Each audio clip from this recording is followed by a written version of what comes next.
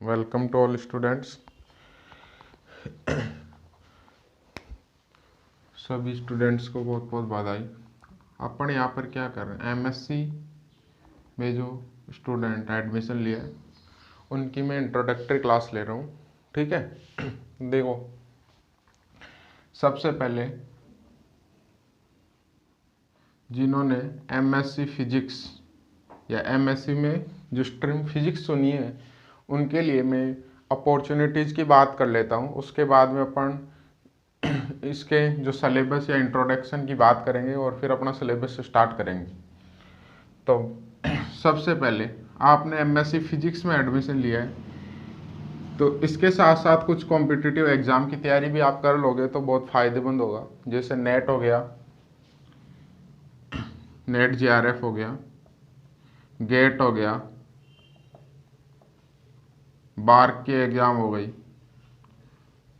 जेस्ट की एग्ज़ाम हो गई, टीफर के एग्ज़ाम हो गई, और भी बहुत सारी एग्ज़ाम्स है। जैसे जैसे आप क्लास लोगे आपको पता चल जाएगा। मैं इनके बारे में थोड़ा सा आपको इंट्रोडक्शन दे देता हूँ, फिर अपने टॉपिक पे आते हैं। सबसे पहले मैं बात करता हूँ NET JRF, national eligibility test junior research fellowship, इसका नाम है। अगर एमएससी फिजिक्स में 55%, ये तो कंपलसरी हो ही गया लगभग क्लियरली आपके, तो अगर एमएससी फिजिक्स स्ट्रीम में आप 55% बनाते हो उससे ज़्यादा, या और आपने ये टेस्ट पास कर लिया, और ये जो टेस्ट है ये अभी एनटीए कराता, नेशनल टेस्टिंग एजेंसी, और जो साइंस स्ट्रीम वाले बच्चे हैं उनके लिए सीएसआईआर इसको ऑर्गेनाइज करवाता। सीएसआईआर है इसका, लेकिन एनटीए इसको कंडक्ट करवाता है एग्ज़ाम को। ठीक है, नेशनल टेस्टिंग एजेंसी। साल में 2 बार एग्ज़ाम होती है, जून और दिसंबर। कोविड की वजह से इस बार डिले हो गई है, एग्ज़ाम हो गई है जून वाली, लेकिन इससे पहले और अब आशा करते हैं कि इसके बाद में ये एग्ज़ाम डिले नहीं होगी। तो जून और दिसंबर में 2 टाइम से एग्ज़ाम होती है। ठीक है, तो इसकी तैयारी आप करके क्या कर सकते हो, अगर आपको नेट जेआरएफ, और नेट में क्या होता है, जेआरएफ होगी तो उसमें नेट भी इंक्लूड होगी, ध्यान रखना। जैसे कैसे, मान लो 5% बच्चों की जेआरएफ होती है और जेआरएफ की कट ऑफ गई 85, मान लो 100 में से, मान लो कितने में से भी मान लो 200 में का पेपर होता है वैसे, तो 200 में से मान लो ये जनरल की कट ऑफ है, इतनी जाती है मोस्टली 85, 90 मान लो, 85 जो भी 90 नंबर गई, और 90 नंबर से ऊपर वाले जितने भी स्टूडेंट सबकी जेआरएफ हो गई। तो इसका क्या मतलब है, उनको अगर वो कहीं भी रिकॉग्नाइज्ड इंस्टीट्यूट में पीएचडी में एडमिशन लेते, डॉक्टरेट ऑफ फिलोसफी, अगर उसमें एडमिशन लेते हैं तो उनको स्कॉलरशिप मिलेगी मंथली 30,000 रुपीज, और उनके नेट भी इंक्लूड इसमें होगा। नेट का मतलब है आप असिस्टेंट प्रोफेसर की एग्जाम दे सकते हैं। जो भी हायर एजुकेशन इंस्टीट्यूट है या यूनिवर्सिटीज है वो असिस्टेंट प्रोफेसर की एग्जाम कंडक्ट करवाता है, तो उसमें नेट होना जरूरी है। अभी बोल रहे हैं 2022 से पीएचडी भी कंपलसरी हो जाएगी, लेकिन अभी जो क्वालिफिकेशन है वो नेट है, तो आपको उसके लिए नेट होना जरूरी है। जेआरएफ में क्या होगा, नेट प्लस आपको अगर कहीं से पीएचडी करते हो तो उसके लिए स्कॉलरशिप भी मिलेगी 30,000 पर मंथ। अब मान लो नेट की कट ऑफ गई है 80, इसका मतलब 80 to 90 के बीच में जो भी स्टूडेंट है उनकी ओनली नेट हुई है। अगर वो कहीं से भी पीएचडी और करते हैं तो उनको स्कॉलरशिप नहीं मिलेगी जो सीएसआईआर या यूजीसी प्रोवाइड कराती है। यहाँ तक क्लियर है, सबको समझ आएगा। नेट जेआरएफ का मतलब, जेआरएफ है इसका मतलब आपको स्कॉलरशिप मिलेगी, पीएचडी में एनरोल होने के बाद ही मिलेगी, और आपका नेट उसमें इंक्लूड होगा। लेकिन अगर आपकी ओनली नेट हुई है तो इसका मतलब जैसे मान लो ये जेआरएफ की कट ऑफ 90 से ऊपर वाले बच्चों की जेआरएफ भी है, नेट भी है, और 80 अगर आपके 80 से 90 में आए, मैं एक एग्जाम्पल लेके बता रहा हूँ, कट ऑफ एग्जाम पे डिसाइड होगी और वो एनटीए डिसाइड करेगी और वहाँ पे आपको मिलेगी। 80 to 90 वाले बच्चों की सबकी नेट हुई है, ओके। और वो किसके लिए एलिजिबल है, एज ए असिस्टेंट प्रोफेसर की कहीं भी रिक्रूटमेंट निकलती है तो उसमें वो अप्लाई कर सकते। नेक्स्ट, ये मोस्ट एग्जाम है और ये आप एमएससी के साथ अपीयरिंग या फाइनल दोनों में दे सकते हो, और दोनों के साथ अगर आप इसको क्वालिफाई कर लेते हो और तो क्या होगा, वो वैलिड होगी। ऐसे नहीं एमएससी करने के बाद आप सोचो। समझ आ गया ये इसका funda. Next, GATE graduate aptitude test. ये आईआईटी कंडक्ट कराती है और देश में जितनी भी आईआईटी है उसमें कोई भी आईआईटी इसको कंडक्ट करवा सकती है। हर साल अलग आईआईटी कंडक्ट करवाती है। इसकी जो एग्ज़ाम होती है वो फेब में होती है, और फेब या मार्च में हमेशा। इसका क्या फ़ायदा है, गेट में अगर आप अच्छा स्कोर कर सकते हो टॉप 100 रैंक में, अंडर 100 रैंक में, तो आपको सीधे बीआरसीबी इसको बुलाती है इंटरव्यू के लिए। भाभा एटॉमिक रिसर्च सेंटर, आपने नाम सुना होगा, बॉम्बे। ये 3 पोस्ट होती है इसमें, एक जूनियर साइंटिस्ट की, ठीक है, एक तो साइंटिस्ट होता है और एक जो अपने वो क्या करवाता है, एक 1 ईयर का कोर्स कराता है, डिप्लोमा कोर्स।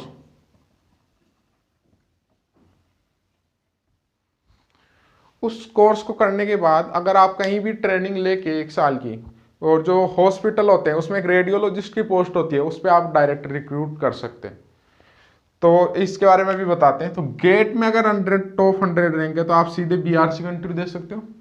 दूसरा, आप किसी भी आईआईटी से पीएचडी कर सकते हो, और उस फायदा क्या है, अगर आपकी जीआरएफ नहीं है तो आप गेट के थ्रू उसमें स्कॉलरशिप ले सकते हो किसी भी आईआईटी से।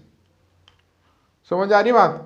गेट से क्या होगा, किसी भी आईआईटी से आप पीएचडी कर सकते हो। पीएचडी अगर आप करोगे और आपका गेट क्वालिफाई है तो उससे आपको स्कॉलरशिप मिलेगी। समझ आ गई क्या। ओनली आईआईटीज की मैं बात कर रहा हूँ, और भी कुछ इंस्टीट्यूट है उनमें मिलेगी, सभी में नहीं मिलेगी जैसे जेआरएफ में मिलती है। यहाँ तक आपको क्लियर होगा। अब मैं बात करता हूँ गेट में और क्या फायदे हैं। कुछ एजेंसियां हैं या जो भी अपनी लिमिटेड कंपनियां हैं, जैसे गेल है, बेल, ओएनजीसी, डीआरडीओ, ये क्या करते हैं, एक पर्टिकुलर रैंक तक के बच्चों को डायरेक्ट इंटरव्यू के लिए बुलाते हैं और वहाँ पर साइंटिस्ट की जो पोस्ट होती है उसके लिए रिक्रूट करते हैं।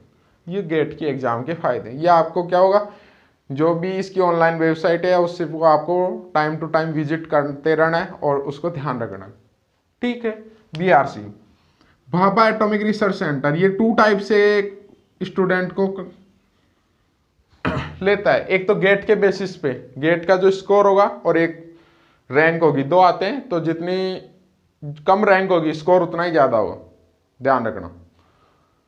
यह आपको पता चल जाएगा जब आप एग्जाम दोगे तो मार्कशीट मिलेगी, उसमें आपको सब कुछ क्लियरिफाई होगा। बीआरसी मैंने बोला 2 टाइप से आप इसके अंदर एंट्री कर सकते हो। एक तो डायरेक्ट गेट के स्कोर के बेसिस पे इंटरव्यू के लिए, इंटरव्यू सभी का होगा। गेट के जो नंबर है उनके जो रैंक है उसके बेसिस पे आप सीधे इंटरव्यू के लिए, वो आपको पर्टिकुलर डिसाइड है इतनी रैंक तक के बच्चों को उसने डायरेक्ट इंटरव्यू के लिए बुलाया। दूसरा, ये खुद भी अपने एग्जाम कंडक्ट करवाते हैं और वही मार्च अप्रैल में इसकी एग्जाम होती है। अगर आप उसमें क्वालिफाई होते हो तो आपको इंटरव्यू के लिए बुलाता है। इंटरव्यू होने के बाद में इसमें 3 ब्रांच स्ट्रीम आप चूज कर सकते हो।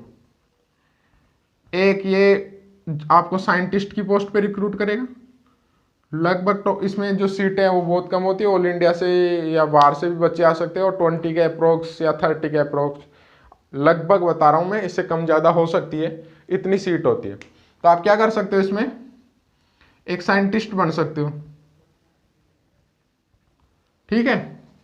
साइंटिस्ट की पोस्ट पे सीधा रिक्रूट करता है। दूसरा, कुछ बच्चों को पीएचडी भी करवाता है वहाँ से, तो आप यहाँ से पीएचडी भी कर सकते हो। हायर एनर्जी फिजिक्स या न्यूक्लियर ब्रांच, जो कोर न्यूक्लियर ब्रांच है, न्यूक्लियर फिजिक्स, उसमें ये पीएचडी करवाता है, एनर्जी से रिलेटेड है, ठीक है। और थर्ड, मैंने बोला एक कोर्स कराता है 1 ईयर का, और 1 ईयर साथ में ट्रेनिंग आपको करनी पड़ेगी। उसके बाद में आप सीधी जो भी गवर्नमेंट या प्राइवेट हॉस्पिटल है उसमें रेडियोलॉजिस्ट की पोस्ट होती है, और वो only for only 2 he institute है पूरे ऑल इंडिया में, एक पंजाब में है और एक ये BRC, Bhabha atomic research centre.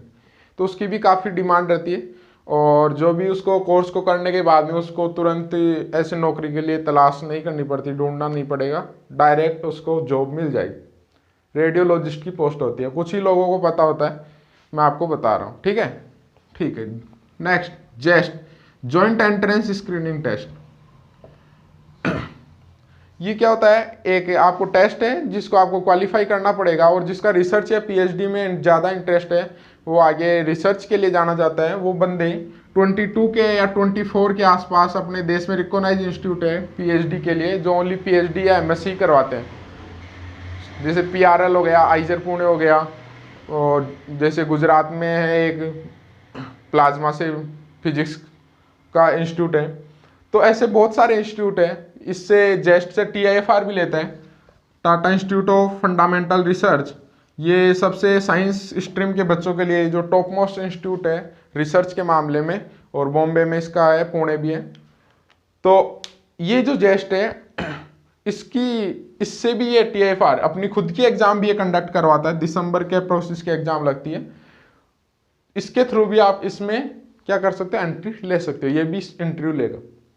तो 20 जैसे आप जेस्ट आप डालोगे नेट पे, तो आपको सभी इंस्टीट्यूट की लिस्ट मिल जाएगी, कौन कौन से इंस्टीट्यूट में आप जेस्ट की एग्जाम के थ्रू आप क्या कर सकते हो, एंट्री ले सकते हो।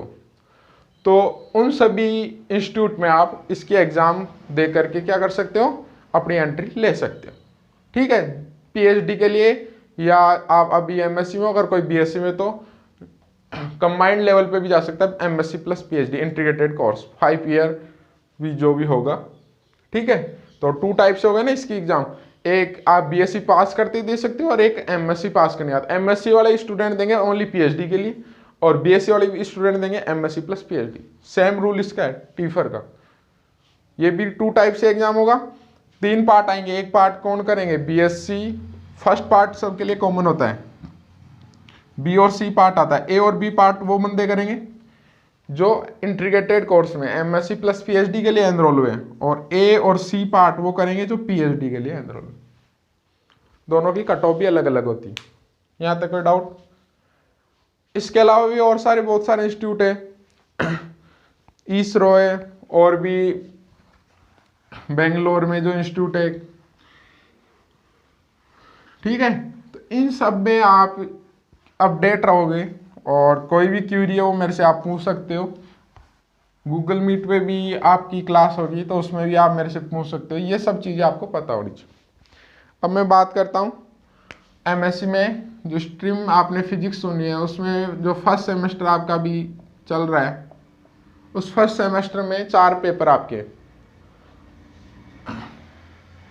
ये सभी ध्यान दें, जो विक्रम यूनिवर्सिटी उज्जैन के स्टूडेंट हैं उनके लिए मैं बात कर रहा हूँ। ठीक है, पर्टिकुलरली अभी इस लेक्चर में। तो जो फर्स्ट सेम के स्टूडेंट हैं उनके 4 पेपर है। मैथमेटिकल फिजिक्स है, स्टैटिस्टिकल फिजिक्स है, क्वांटम मैकेनिक्स है, और 4th इलेक्ट्रोडायनेमिक्स।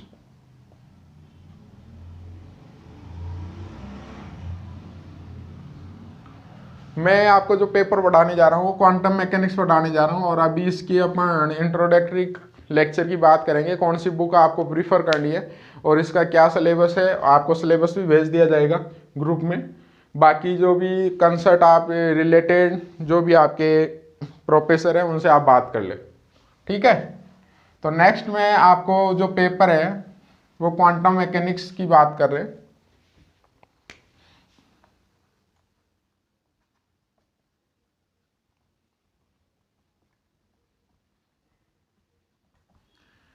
देखो, इसका जो विक्रम यूनिवर्सिटी उज्जैन वाले विद्यार्थी वो ध्यान दें, बाकी भी स्टूडेंट रीड कर सकते हैं, क्योंकि सिलेबस ज़्यादा डिफर नहीं आता किसी भी यूनिवर्सिटी का, और आप पढ़ने में कोई बुराई नहीं है। जो भी टॉपिक है आप जिस भी यूनिट में उससे कंसल्ट करके पढ़ सकते हैं। तो मैं सबसे पहले बात कर रहा हूँ उनके लिए। ये 50 मार्क्स का पेपर होगा, और इसमें 40 नंबर का आपका एनुअल पेपर होगा, प्लस 10 मार्क्स का सीसी होगा। ठीक है, 4 पेपर होंगे, और प्रैक्टिकल भी होगा साथ में। तो मैं सबसे पहले जो क्वांटम मैकेनिक्स है, इसमें 4 यूनिट होगी आपकी। ठीक है, सबसे पहले मैं आपको बुक बता देता हूँ।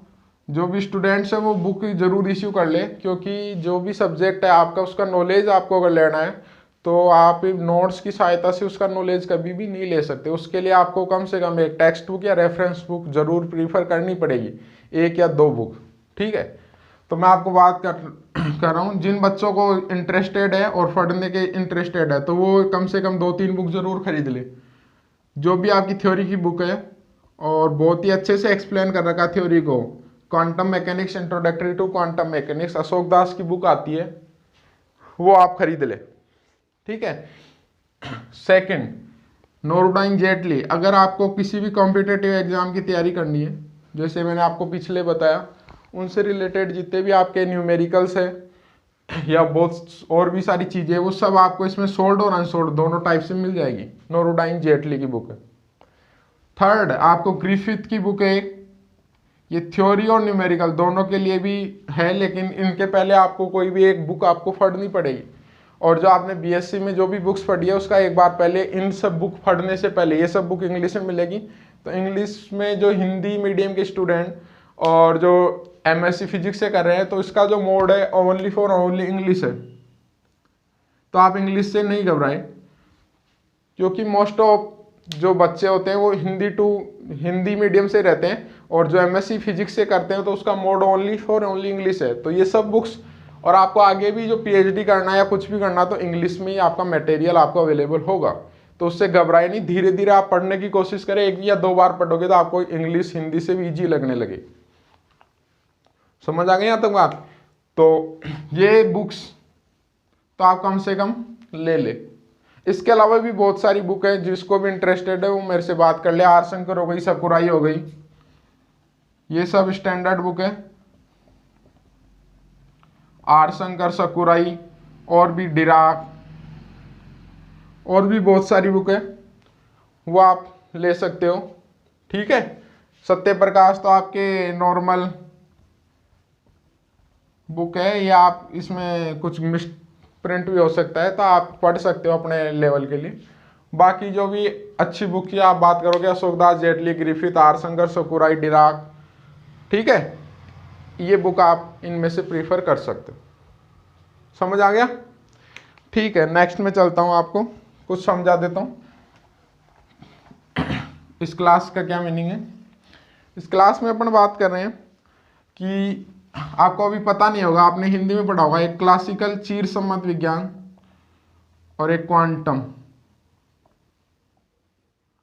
तो अपन बात करते हैं कि क्वांटम मैकेनिक्स का बर्थ कैसे हुआ और इसकी जरूरत क्यों पड़ी। तो सन 1900, इससे पहले जो भी मैकेनिक्स या जो भी अपने को फिजिक्स नॉन थी, वो सभी की सभी किस में आती थी? मोस्ट ऑफ क्लासिकल मैकेनिक्स में। तो उसको अपन बोलते थे, जैसे न्यूटन्स के लॉ पढ़े अपने, तो उसको बोलते हैं न्यूटोनियन मैकेनिक्स। ठीक है। तो देखो, इसकी भी बहुत सारी स्ट्रीम हो गई, relativistic mechanics, Newtonian mechanics, statistical mechanics, thermodynamics. ठीक है। तो मैं उन कंबाइंड बात कर रहा हूँ क्लासिकल की।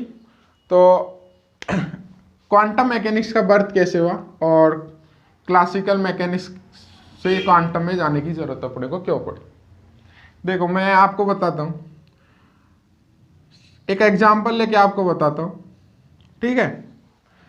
सबसे पहले मैं बता दूं, ये जो क्लासिकल मैकेनिक्स है ये मैक्रोस्कोपिक या मैक्रो बॉडी पे अप्लाई होती है, और जो क्वांटम मैकेनिक्स है वो माइक्रोस्कोपिक।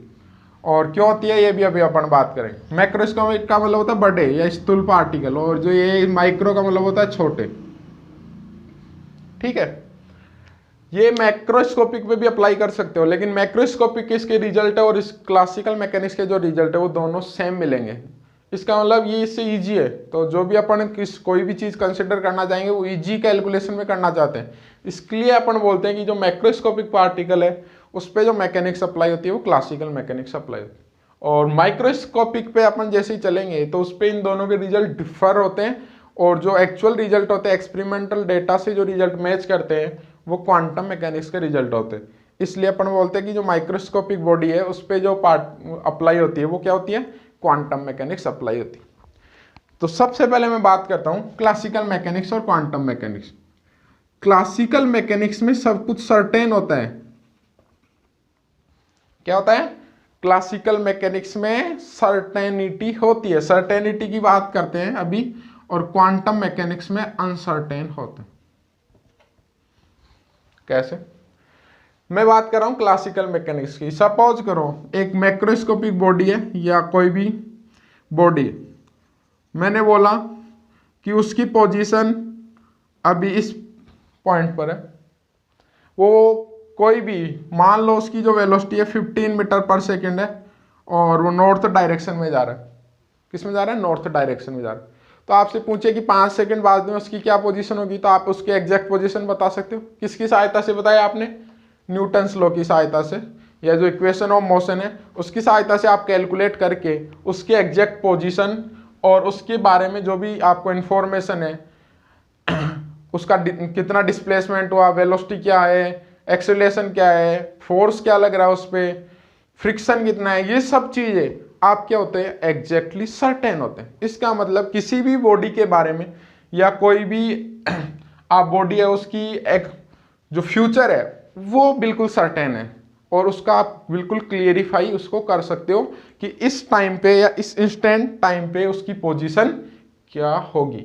इसका मतलब कंप्लीटली सर्टेन और 100% प्रोबेबिलिटी के साथ मैं दावा कर सकता हूं कि इसकी ये पोजीशन होगी। इसी ब्रांच का नाम है क्लासिकल मैकेनिक्स। लेकिन जब आप ये सब कुछ बताने में फेल हो जाओ तो उसको क्या बोलते हैं, क्वांटम मैकेनिक्स। बात समझ आ गई क्या? क्वांटम मैकेनिक्स क्या बोलती है कि आप कोई भी क्वांटिटी को सर्टेनिटी के साथ में दावा नहीं कर सकते कि उसकी ये पोजीशन होगी या ये उसका मोमेंटम होगा। उसके लिए जो कॉन्जुगेट वेरिएबल है उसकी बात क्लासिकल मैकेनिक्स में करेंगे। मान लो किसी पार्टिकल की पोजीशन है x और उसका मोमेंटम है p उसी डायरेक्शन में, तो अगर x पोजीशन में अनसर्टेनिटी या अनिश्चितता डेल्टा और मोमेंटम में डेल्टा, तो उन दोनों का जो मल्टीप्लिकेशन है वो h cut by 2, h cut की वैल्यू होती है h अपॉन 2 पाई, 2 से 2 को मल्टीप्लाई करोगे 4 पाई। ये आपने रिलेशन छोटी क्लास में पढ़ रखा होगा। यहाँ पर जो h होता है वो प्लांक कांस्टेंट होता है, और इसकी वैल्यू होती है 6.626 10 की पावर -34 जूल सेकेंड। ठीक है, तो क्वांटम मैकेनिक्स क्या बोलती है, किसी भी पार्टिकल की पोजीशन में अनसर्टेनिटी अगर डेल्टा एक्स है, मोमेंटम में अनसर्टेनिटी डेल्टा पी एक्स है, तो उनका मल्टीप्लिकेशन h अपॉन 4 पाई के ग्रेटर या इक्वल होगा, इससे कम नहीं हो सकता। अपन क्लासिकल में क्या बात कर रहे थे, इसका प्रोडक्ट जीरो होना चाहिए, क्योंकि दोनों की जो अनसर्टेनिटी है, कोई अनसर्टेनिटी होगी नहीं, मैं उसमें क्या हूं 100% श्योर हूं। लेकिन क्वांटम मैकेनिक्स में ऐसा नहीं है। एक को अगर आप कंप्लीटली मेजर कर लिया, उसमें अनसर्टेनिटी अगर जीरो, तो डेल्टा एक्स जीरो, जीरो से डिवाइड करो, डेल्टा पी की वैल्यू इनफाइनाइट हो जाएगी। इसका मतलब एक में अनसर्टेनिटी जीरो है तो दूसरे में अनसर्टेनिटी इनफाइनाइट। ये है हाइजेनबर्ग का uncertainty principle. If uncertainty in position is represented by delta x and momentum along x-axis is delta px, then product of uncertainty product for position and momentum is greater than 4 equal h upon 4 pi. This is known as Heisenberg uncertainty principle. Clear है? अब इसमें भी 2 types है uncertainty के। इसके बाद में आता है श्रोडिंगर। देखो यहां पर अपन कितनी पिक्चर पढ़ने वाले, 3 पिक्चर्स पढ़ने वाले, एक श्रोडिंगर, एक हाइजेनबर्ग और एक डिराक। श्रोडिंगर, हाइजेनबर्ग और डिराक। उससे पहले मैं कुछ बात कर लेता हूं आपसे, ठीक है?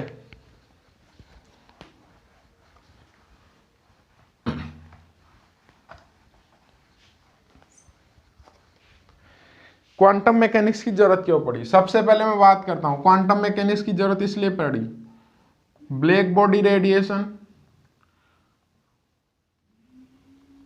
फोटो इलेक्ट्रिक इफेक्ट,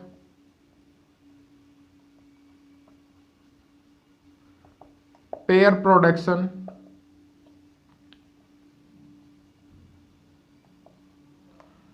स्टर्नगरलैक एक्सपेरिमेंट,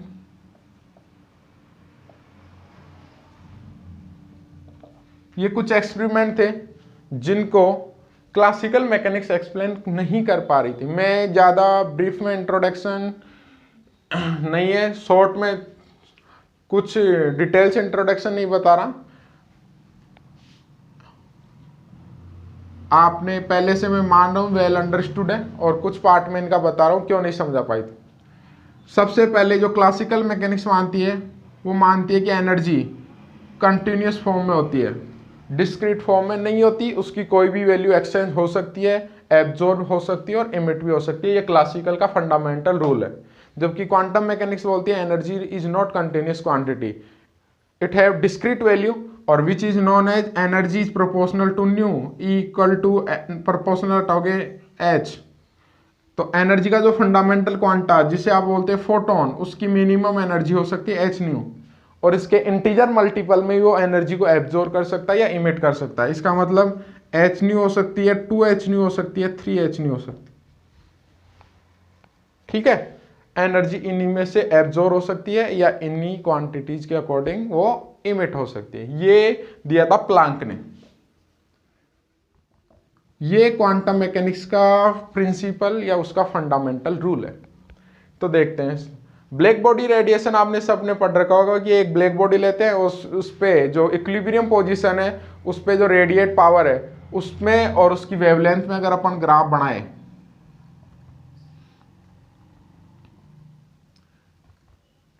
तो जो ग्राफ है वो किस टाइप से मिलता है।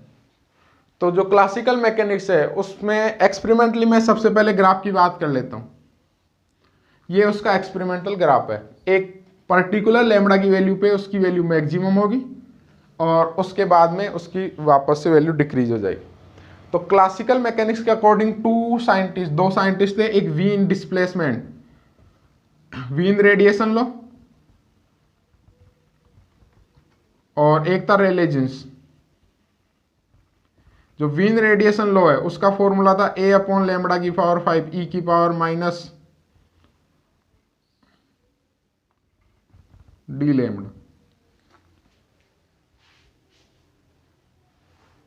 a लैम्बडा की पावर माइनस 5 e की power minus b upon lambda d lambda. ठीक है, और जो रेले जीन्स था उसका फॉर्मूला था 8 pi k t upon lambda की पावर 4 डी लैम्बडा।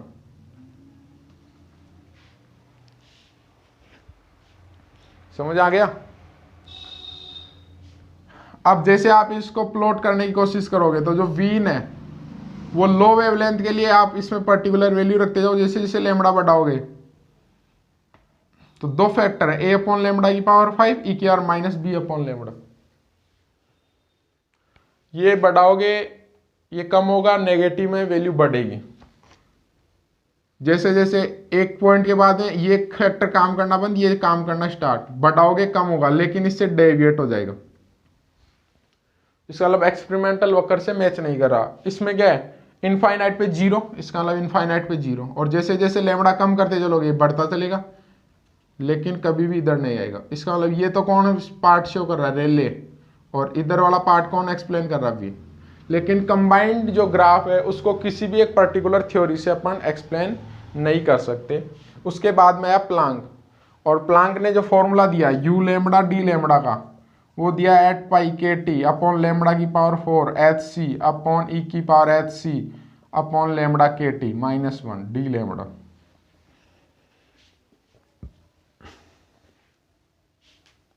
ठीक है, और ये ग्राफ शॉर्ट वेवलेंथ और हायर वेवलेंथ पे इन दोनों फॉर्मूले में कन्वर्ट हो जाता है, एक ही फॉर्मूला। इसका मतलब इस पर्टिकुलर ग्राफ को किससे एक्सप्लेन कर सकते हैं, प्लांक। और प्लांक की थ्योरी थी वो किस पे बेस्ड थी, क्वांटम मैकेनिक्स में। और क्या कहता था वो, energy is not continuous form, it है डिस्क्रीट फॉर्म। समझ आ गया। ऐसे आपने फोटो इलेक्ट्रिक इफेक्ट पढ़ा होगा, पेयर प्रोडक्शन, स्टर्नगरलिक। मैंने एक एग्जांपल के रूप में आपको ये बताया क्वांटम मैकेनिक्स की जरूरत अपने को क्यों पड़ी। ठीक है, चलो नेक्स्ट अपन बात करते हैं।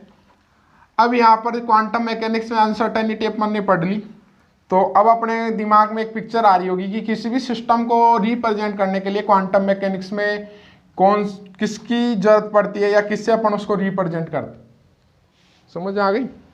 जैसे कोई भी बॉडी है उसका मास m है, तो क्लासिकल मैकेनिक्स में तो अपन सब कुछ न्यूटन्स लॉ अपन जानते हैं और इक्वेशन ऑफ मोशन अपन ने पढ़ रखी है।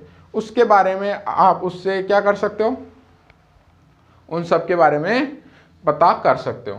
तो आप इसके बारे में बताते हैं। मेनली क्लासिकल मैकेनिक्स हो गई, क्वांटम मैकेनिक्स हो गई, एक होती है एडवांस क्वांटम और एक होती है quantum field theory.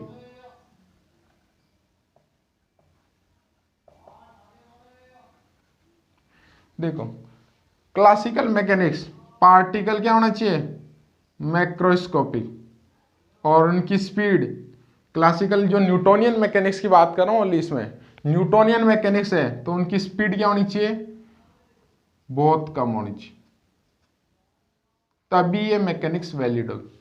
Particle size में बड़े और उनकी स्पीड लाइट वेलोसिटी जो प्रकाश का वेग है उससे बहुत कम होगी, तभी अपन क्लासिकल मैकेनिक्स अप्लाई कर सकते। मैं क्या कर रहा हूं, यहां से यहां जा रहा हूं, पार्टिकल क्या कर रहा हूं, मैक्रो की जगह माइक्रो। अगर स्पीड तो कम ही है और v लेस सी होती है तो इस ब्रांच का जो नाम होता है वो क्या होती है, non relativistic theory. Non relativistic theory, अगर पार्टिकल की स्पीड लाइट वेलोसिटी से बहुत कम है तो उसको बोलते हैं अपन नॉन रिलेटिविस्टिक थ्योरी। तो अगर मैं मैक्रोस्कोपिक से माइक्रोस्कोपिक लेकिन थ्योरी नॉन रिलेटिविस्टिक है तो उस केस में किसको अप्लाई करूंगा, क्वांटम मैकेनिक्स। किसको करूंगा, क्वांटम मैकेनिक्स। अब बात कर रहा हूं advance quantum mechanics. Advance quantum mechanics में क्या होगा, मैक्रो से माइक्रो, लेकिन जो स्पीड है वो भी लाइट वेलोसिटी के कंपेरेबल। इसका मतलब कौन सी थ्योरी हो गई, रिलेटिविस्टिक। कौन सी हो गई, रिलेटिविस्टिक। और इसकी बेटर अंडरस्टैंडिंग करनी है आपको तो किसकी बात करोगे, क्वांटम फील्ड थ्योरी। इसमें अपन बात करते हैं न्यूटोनियन और हायर पे बात करते हैं लैग्रेंजियन हैमिल्टन। जो भी थ्योरी है वो कौन सी होगी क्लासिकल मैकेनिक्स में, न्यूटोनियन। और अगर उससे ज़्यादा किसी पार्टिकल की ट्रेजेक्ट्री की भी अगर आपको बात करनी है तो अपन बात करेंगे लैग्रेंजियन और हैमिल्टन। क्वांटम मैकेनिक्स सबसे पहले Schrodinger, Heisenberg, Dirac. Advance quantum mechanics Dirac, Pauli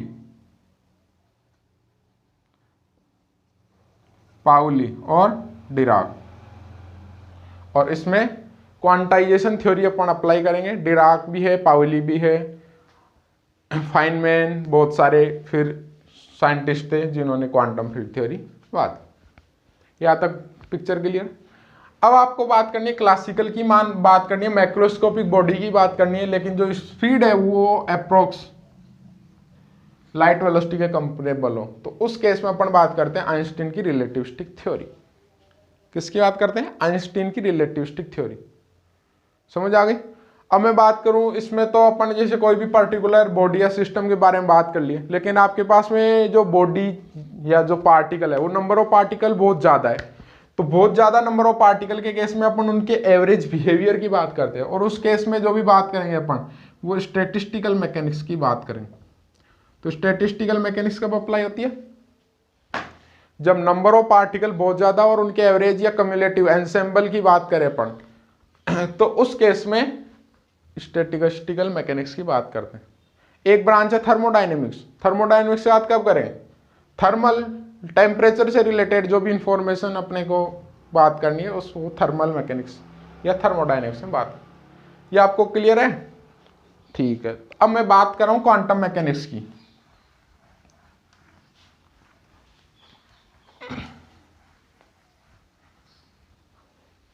तो देखो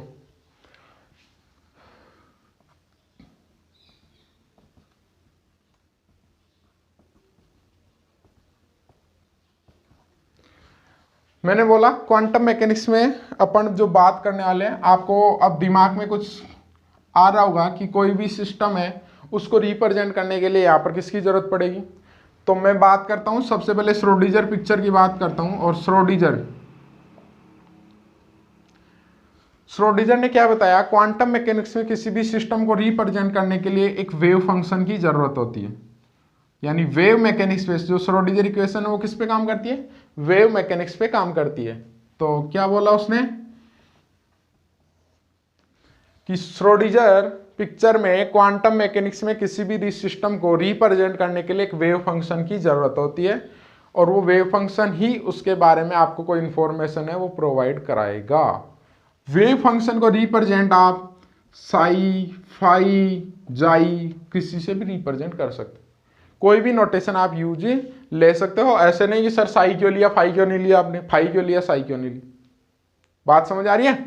this is actually denoted by wave function, and wave function is also जो symbol of wave function is like a psi, phi except. Okay, अब ये wave function क्या काम करेगा इसके बारे में अपने साई तो लिख दिया, लेकिन उसके बारे में अपन कोई भी इंफॉर्मेशन वो कैसे लेंगे। तो कोई भी इंफॉर्मेशन जो फिजिकल क्वांटिटी है या जो मेजरेबल क्वांटिटी है, लाइक एज क्या हो सकता है, फोर्स हो सकता है, वेलोसिटी हो सकती है, एनर्जी हो सकती है, और भी बहुत सारी क्वांटिटी होती है, काइनेटिक एनर्जी हो सकती है, पोटेंशियल एनर्जी हो सकती है, डिस्प्लेसमेंट हो सकता है, वगैरह जो भी चीजें, उन सब को जो भी फिजिकल मेजरेबल क्वांटिटी है उनके लिए उसने क्या बताया कि उन सभी को आप किससे रिप्लेस करोगे या किससे डिनोट करोगे, ऑपरेटर। मान लो मेरे पास में एक क्वांटिटी है और वो फिजिकली मेजरेबल क्वांटिटी है, मैंने मान लिया फॉर एग्जांपल ए, तो क्वांटम मैकेनिक्स में किसी भी ऑपरेटर को रिप्रेजेंट करने का तरीका होता है ए कैप, क्या बोलेंगे, ए कैप, टोपी पहना दी इसको, क्लियर है। तो जो भी फिजिकल क्वांटिटी होगी उनके कोरस्पॉन्डिंग एक ऑपरेटर होगा, और वो ऑपरेटर जब इस वेव फंक्शन पे अप्लाई होगा, मान लो मैंने क्या किया अप्लाई, ए के साई, तो सेम फंक्शन और किसी कांस्टेंट क्वांटिटी के साथ मैंने इस पे ऑपरेट किया, साई पे वही फंक्शन मिला। जैसे मैथमेटिक्स में आपको अगर ये समझ नहीं आ रहा तो मान लो मेरे पास एक e⁻x और मैंने यहाँ पर d/dx अप्लाई किया, क्या मिला, e⁻x और मल्टीप्लाई में 1। अगर मैं इसी की जगह e⁻ax काम में लेता d/dx तो क्या मिलता, सेम फंक्शन और a बाहर आ जाता। अरे मैथमेटिक्स तो पढ़ रखी है सबने। तो यहाँ और यहाँ इससे कंपैरिजन करो, d/dx किसका काम कर रहा, ऑपरेटर, e⁻x किसका काम कर रहा, वेव फंक्शन का, a1 और यहाँ पर a है और e⁻x वेव फंक्शन। ऐसी इक्वेशन को आइगेन इक्वेशन बोलते हैं, क्या बोलते हैं, आइगेन इक्वेशन। यहां पर ये जो साई है, अगर किसी ऑपरेटर को किसी वेव फंक्शन पे ऑपरेट कराने पे same function with constant quantity, then this equation is known as eigen equation and wave function is known as eigen function and constant quantity is known as eigen value. इसका मतलब जब मैंने बताया था आपको कि क्वांटम मैकेनिक्स क्या होती है, अनसर्टेन होती है, तो उसमें दो कंडीशन थी। एक में रिजल्ट क्या होंगे अपन बता सकते हैं एक्चुअल में क्या रिजल्ट आने वाला है, और एक में क्या बता सकते हैं कि उसका क्या रिजल्ट आएगा उसके बारे में अपन कंप्लीटली सर्टेन नहीं है। एक अपने को स्पेक्ट्रम मिलेगा, उसी में से कोई ना कोई रिजल्ट होगा। तो देखो यहां पर एक केस आई, अगर कोई भी फंक्शन किसी ऑपरेटर का आइगेन फंक्शन है तो उस केस में क्वांटम मैकेनिक्स के अकॉर्डिंग उसका जो आने वाला रिजल्ट है वो भी सर्टेन होगा। तो कितनी वहां पर कंडीशन बन गई, दो। If wave function is an eigen function then result is sure, और 100% क्या होगा, श्योर होगा, और we can show that this is known as eigen value, यानी उस केस में उसकी आइगेन वैल्यू अपने को मिलेगी। लेकिन मान लो कोई भी जो फंक्शन है वो किसी ऑपरेटर का, मैंने एक नया ऑपरेटर लिया मान लो बी के, उसका ये आइगेन फंक्शन नहीं है, तो क्या मिलने वाला है, तो आप बोलोगे सर पता नहीं, ऐसा नहीं है। इस वेव फंक्शन की जो बेसिस स्टेट है उन्हीं में से कोई ना कोई एक स्टेट एक बार में मिलेगी, लेकिन नेक्स्ट बार अगर वापस से आप बी कैप साई को लगाओ, यही क्वांटम मैकेनिक्स है। क्या, मान लो मैंने बी कैप को साई पे अप्लाई किया तो एक बार मेरे को मिल गया साई 1 विथ कोई भी कांस्टेंट क्वांटिटी, नेक्स्ट बार मैं कर रहा हूं साई 2, नेक्स्ट बार कर रहा हूं साई 3, ये सारी की सारी psi1 psi2 psi3 इस ऑपरेटर के कॉरस्पॉन्डिंग इस वेव फंक्शन की बेसिस स्टेट होगी। अब बेसिस स्टेट क्या होती है उसके बारे में अपन बात करते हैं। किसी भी वेव फंक्शन की जो कंप्लीट सेट ऑफ इंफॉर्मेशन है वो उसकी कौन प्रोवाइड कराता है, बेसिस स्टेट। मान लो साई है, उसको मैं क्या लिख सकता हूं, ए b1 psi1 plus b2 psi2 plus b3 psi3। इसका मतलब जो स्टेट साई है वो तीन बेसिस स्टेट का सुपर पोजिशन है। कितने का, तीन। ये आप अशोक दास की बुक चैप्टर नंबर 2 पढ़ोगे, सब कुछ क्लियरिफाई हो जाएगा, वहां से एक बार आपको पढ़ना पड़ेगा। तो तीन स्टेट है psi1 psi2 psi3, ये तीनों इसकी क्या कहलाती है, कंप्लीट सेट ऑफ इंफॉर्मेशन। इसके अलावा इसका कोई रिजल्ट हो ही नहीं सकता, इसका मतलब ये तीनों मिलके क्या कहलाएगी, बेसिस स्टेट।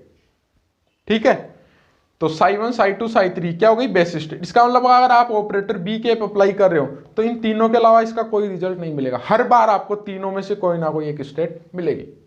इसको बोलते हैं स्पेक्ट्रम ऑफ आइगन वैल्यू। इसका मतलब तीन आइगन वैल्यू हो गई ना इसके लिए, b1 b2 b3, यानी आइगन वैल्यू आपने बोला था सेम ऑपरेटर, लेकिन मैं बोल देता हूं यहां पर आइगन वैल्यू छोड़ा, आप कंफ्यूज होंगे, बाद में आपको समझ आ जाएगा। यहां पर स्पेक्ट्रम ऑफ वैल्यूज मिलेगी और वो स्पेक्ट्रम क्या हो सकता है, b1 मिल सकता है या b2 मिल सकता है या b3, और उनकी एक प्रोबेबिलिटी होगी तीनों की अलग अलग, और टोटल प्रोबेबिलिटी हमेशा 1 होगी। ठीक है, ये लार्ज नंबर ऑफ मेजरमेंट अगर आप करोगे तो आपको पता चलेगा इन तीनों की क्या वैल्यू आपको मिल रही। ये अपने पास में क्वांटम मैकेनिक्स की अनसर्टेनिटी है जिसके बारे में मैंने आपको बताया। अब कुछ थोड़ी कॉमन बात कर लेते हैं, फिर नेक्स्ट लेक्चर में अपन थोड़ा बात करेंगे। तो इससे पहले आप ये बुक्स ले लें और क्या करें, उनकी स्टडी करना स्टार्ट कर दें। ठीक है, तो मैं कुछ आपको बता देता हूँ। जो डिराक रिप्रेजेंटेशन होता है उसमें स्टेट को कैसे रिप्रेजेंट किया जाता है। जो श्रोडिंगर है उसमें मैंने आपको बताया कोई भी फंक्शन है साई होता है, लेकिन वही बात डिराक में ब्रैकेट नोटेशन से, ये ब्रैकेट वर्ड जो इंग्लिश में होता है उससे मिला है, ब्रा और केट दो से मिलकर बना है। जो केट फंक्शन होता है, कोई भी नॉर्मल फंक्शन है उसको अपन किससे रिप्रेजेंट करते हैं, केट फंक्शन से। और केट फंक्शन का जो सिंबल होता है ये होता है, इसके बीच में फंक्शन को लिख, और इसका जो कॉन्जुगेट होता है उसको अपन ब्रा बोलते हैं, और ये इसका साई, ये इसका कॉम्प्लेक्स कॉन्जुगेट। कॉम्प्लेक्स कॉन्जुगेट का मीनिंग भी आपको समझाएंगे। कोई भी वेव फंक्शन है उसका डेगर, और डेगर का मतलब होता है उसका ट्रांसपोज और कॉम्प्लेक्स कॉन्जुगेट। ट्रांसपोज का मतलब होता है कोई भी आपको मैट्रिक्स दी रखी है तो रो कॉलम में बदल दो और कॉलम रो में, उसको तो बोलते हैं ट्रांसपोज। और कॉम्प्लेक्स कॉन्जुगेट का मीनिंग क्या होता है, आयोटा अगर कहीं दे रखा हुआ है इमेजिनरी पार्ट तो उसको माइनस आयोटा से रिप्लेस कर, उसको बोलते हैं कॉन्जुगेट। अगर सिंगल ही टर्म है तो उसके ट्रांसपोज का तो कोई मीनिंग नहीं होगा, 1 क्रॉस 1 की कोई मैट्रिक्स है तो उसका ट्रांसपोज सेम होगा, लेकिन कॉम्प्लेक्स कॉन्जुगेट अगर आयोटा दे रखा तो माइनस आयोटा से रिप्लेस। तो इसका अगर आप डेगर लोगे तो ये आपको मिलेगा, और इसका डेगर लोगे तो ये मिलेगा। ये ब्रैकेट नोटेशन। ठीक है, मैं आज की क्लास में यहीं विराम देता हूँ, ज़्यादा ना हो जाए। तो आप ये सब कुछ क्या करो, पहले पढ़ के आओ, और फिर अपन नेक्स्ट लेक्चर में बात करेंगे। अपनी जो जूम पे जो मीटिंग है उसमें आपको कोई भी डाउट हो, क्वेरी हो तो आप मेरे से पूछ सकते हो।